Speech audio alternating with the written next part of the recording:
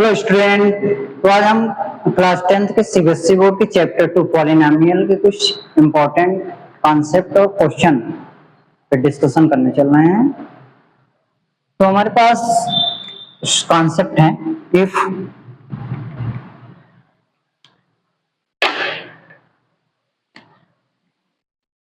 if alpha and beta are the zeros of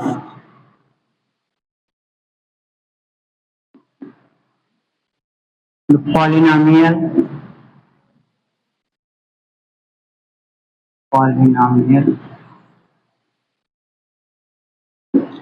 px equal to ax square plus bx plus c, where a is not equal to 0, जहां पे a की value 0 ना हो। तो हम लोग सम of zeros कैसे निकालते हैं? Sum of zeros alpha plus beta equal to minus B upon A. Minus B क्या है? बी का मतलब होता है कोफिशिएंट ऑफ एक्स। बी जो है एक्स का कोफिशिएंट है, और ये माइनस आप अपने साइड से लगाएंगे। और ए का मतलब होता है coefficient of x square. X square का कोफिशिएंट ए है, तो हमें सम ऑफ जीरो निकालना, तो माइनस बी अपान ए वाले फार्मूले से सम ऑफ जीरो निकाल लेंगे। Product of zeros alpha into beta equal to C upon A. यहाँ पे सी क्या है? सी का मतलब होता है constant term upon coefficient of x square, यानी कांस्टेंट टर्म में कोफिशिएंट ऑफ एक्स स्क्वायर से डिवाइड कर देंगे तो हमें प्रोडक्ट ऑफ जीरो मिल जाएगा। बहुत इंपॉर्टेंट फैक्ट है। अगर हमारे पास दो जीरोज हो तो हम क्वाड्रेटिक पॉलिनोमियल को कैसे बनाएंगे? If alpha and beta are the zeros of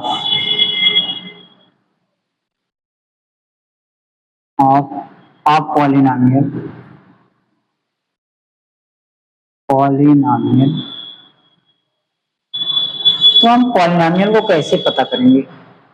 तो इसके लिए हो जाएगा आपका p of x is equal to x square minus, यहां पे हम लिखेंगे sum of zeros into x plus product of zeros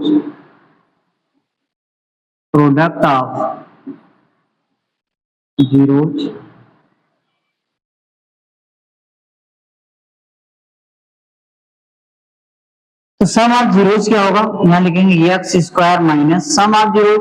तो जीरोज हमारे पास एक जीरोज अल्फा है, दूसरा बीटा है, इसका सम आएगा अल्फा प्लस बीटा। अल्फा में बीटा को ऐड कर लेंगे इंटू एक्स, यहां बाहर एक्स लगा देंगे, प्लस अल्फा इंटू बीटा। तो अल्फा इंटू बीटा यानी प्रोडक्ट ऑफ जीरोज फाइंड कर लेंगे।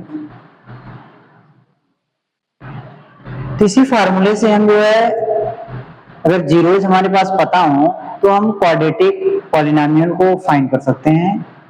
सीबीएसई बोर्ड के एग्जाम में एक नंबर में ये क्वेश्चन आता रहता है, और उस क्वेश्चन को सॉल्व करते हैं।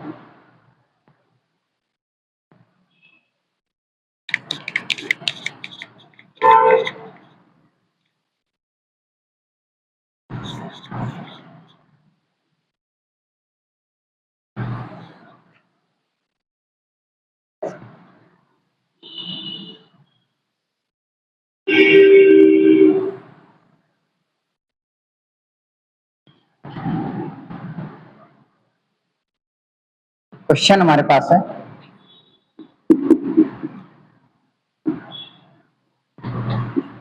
find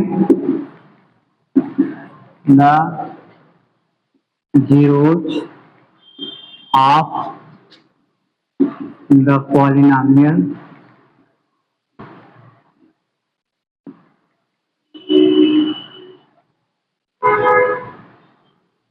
f of x equal to 2x square plus 5x minus 12। ये हमारे पास पॉलिनोमियल गिवन है, तो सबसे पहले इसके जीरोस को निकालना है एंड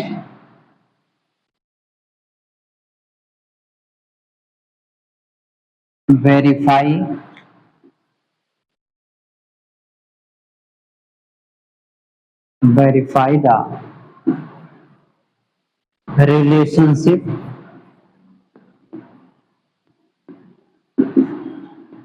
between zeros and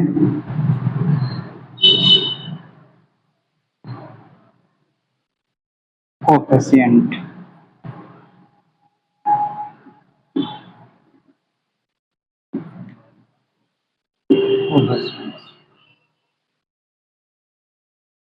तो इसको सॉल्व कैसे करेंगे? सॉल्यूशन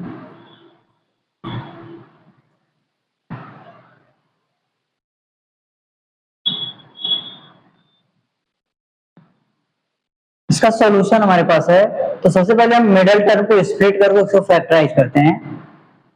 तो आपका है F of X equal to 2x square plus 5x minus 12। इसको फैक्टराइज कैसे करेंगे? इसको फैक्टराइज करने के लिए सबसे पहले हम लोग जो भी एक्स स्क्वायर का कोफिशिएंट है उसका मल्टीप्लाई कांस्टेंट टर्म करते हैं।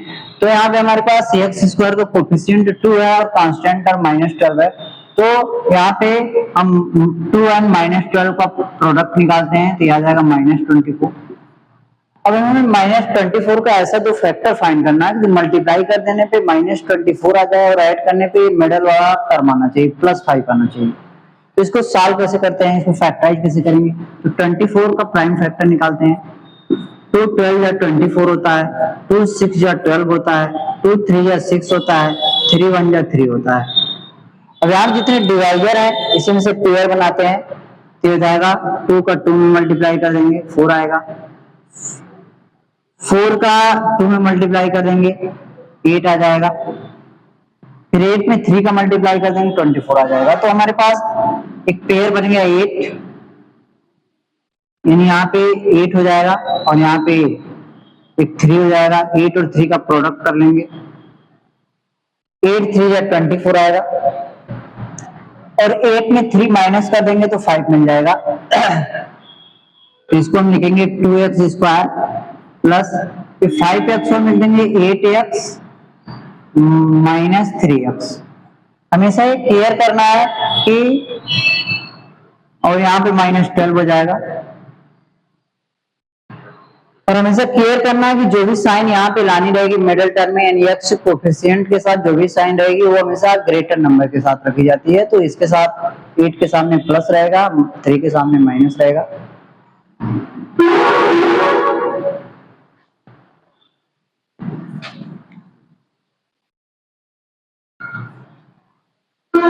इसके बाद दो दो टर्म को एक साथ लेकर के पेयर बनाएंगे, तो हो जाएगा इन दो टर्म में से 2x कॉमन निकाल लेंगे, यहाँ बचेगा x, यहाँ बचेगा 4। इन दोनों में से -3 कॉमन निकालेंगे, यहाँ पे आ जाएगा x प्लस में आएगा 4। हमसे क्लियर करना है जो भी ये कॉमन फैक्टर आ रहा है ये सेम आना चाहिए, तभी आपका फैक्टर करेक्ट माना जाएगा, नहीं तो वो इनकरेक्ट रहेगा। इसके बाद जो कॉमन फैक्टर है इसको हम कॉमन बाहर ले लेते हैं, ये हो जाएगा x प्लस 4, और जो बाहर कॉमन निकालेंगे उसको हम अंदर ब्रैकेट में राइट कर लेते हैं, हो जाएगा 2x माइनस 3। इस प्रकार हमारे पास दो फैक्टर मिल गए, x plus 4 and 2x minus 3। अब कैसे हम लोग जो है जीरोस को फाइंड करेंगे? जीरोस को फाइंड करने के लिए f of x equal to 0 होना चाहिए, तभी ये इसके जीरोस को निकाला जा सकता है। तो इसके फैक्टर नाम है f ऑफ x, हमारे पास x plus 4 and 2x minus 3 equal to 0। और इसको हम लोग सेपरेटली 0 के इक्वल पुट कर देते हैं, x प्लस 4 इक्वल टू 0, तो x इक्वल टू आ जाएगा माइनस 4, यहाँ जाएगा 2x minus 3 equal to 0, 2x equal to 3 minus 3 था, लेफ्ट साइड में राइट साइड में गया तो प्लस 3 में कन्वर्ट होगा। इधर 2 और x का रिलेशन क्या है, यहाँ 2x के साथ मल्टीप्लाई के फॉर्म में, अगर वो राइट साइड में जाएगा तो डिवाइड के फॉर्म में कन्वर्ट हो जाएगा, तो x इज इक्वल टू आ जाएगा 3/2। इस प्रकार हमारे पास दोनों जीरो मिल गए।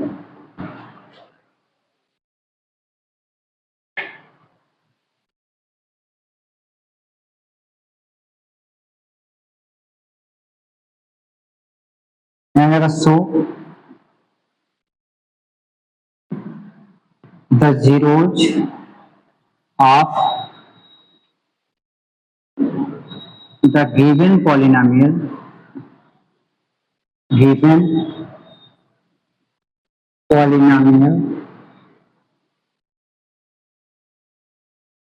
-4 and 3/2 ये जीरोज है। अब इनके भी रिलेशनशिप फाइंड करते हैं। Sum of zeros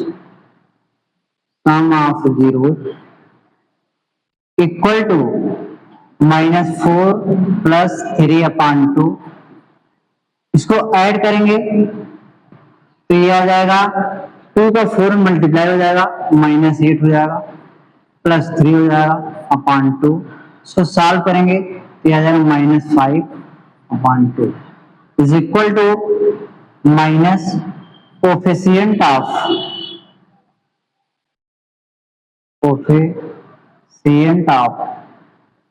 x upon coefficient of x square. ऐसे हम प्रोडक्ट ऑफ जीरोज का भी रिलेशन वेरीफाई करते हैं। यहां पे हो जाएगा प्रोडक्ट ऑफ जीरोज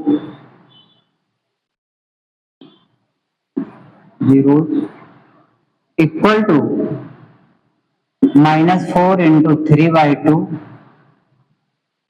ये 2 से -4 कैंसिल हो जाएगा, ये आ जाएगा -2, हो जाएगा -2 into 3 equal to -6, equal to आ जाएगा कांस्टेंट टर्म,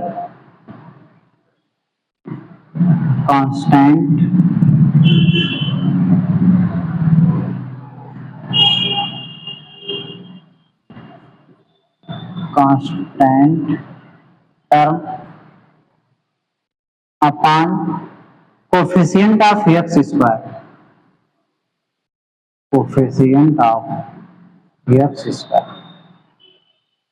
इस तरह से कंप्लीटली ये क्वेश्चन सॉल्व हो गया। और जितने भी लोग हमारे चैनल पे विजिट कर रहे हैं वे लोग चैनल को सब्सक्राइब कर लें, लाइक कर लें और अपने सगे संबंधियों के यहाँ शेयर कर दें।